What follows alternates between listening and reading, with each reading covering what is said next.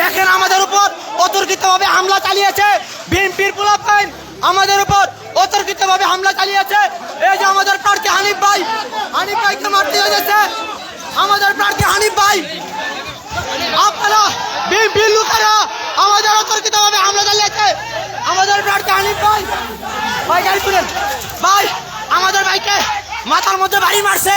এই যে বিএনপির মানুষরা তারা উগ্রবাদী করতেছে, আমাদের প্রার্থী হানিফ ভাইয়ের উপর আক্রমণ করছে।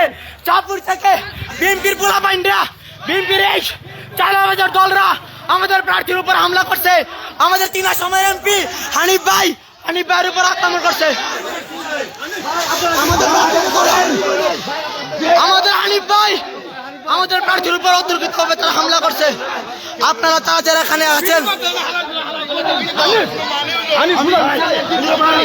আমাদের প্রার্থী হানিফ ভাইয়ের উপর অতর্কিতভাবে হামলা করেছে তারা। বিএনপির লোকেরা তারা অতর্কিতভাবে আমাদের প্রচারণার মধ্যে বাধা দিয়েছে। আমরা শান্তিপূর্ণভাবে স্লোগান দিতেছি, কথা বলতেছি, তারা অতর্কিতভাবে লাঠি সুতা নিয়ে, দেশীয় অস্ত্র নিয়ে আমাদের প্রার্থীর উপরে লাঠি সুতা দিয়ে বাড়ি অনেকভাবে আঘাত করেছে, আমাদেরকে রক্তাক্ত করেছে তারা অনেকভাবে।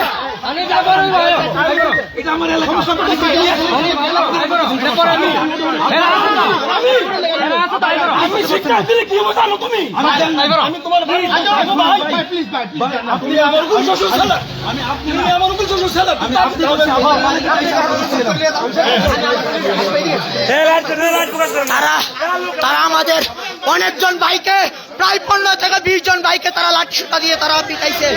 তারা কতটা সমস্যা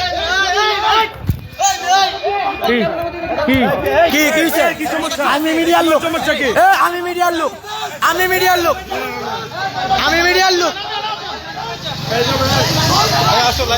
আসে তারা আমাদের ভাইয়ের উপর অতর্কিতভাবে হামলা চালিয়েছে, আমাদের ভাইদেরকে আক্রমণ করেছে। আমরা শান্তিপূর্ণভাবে আমাদের এই শান্তিপূর্ণভাবে সন্ত্রাসী গ্রুপ আমাদের প্রার্থী সহ আমাদের উপর আক্রমণ চালিয়েছে। আমাদের বিবারের দিন আসনে বিএনপির ঋণ খেলাপি শ্যামল ভুইয়া সন্ত্রাসী গ্রুপ আমরা প্রচারণা চালানোর সময় আজকে আমাদের প্রার্থী হানিফ ভাই এবং আমাদের নেতাকর্মীর উপর আক্রমণ চালিয়েছে। অতর্কিতভাবে আমাদেরকে আক্রমণ করেছে।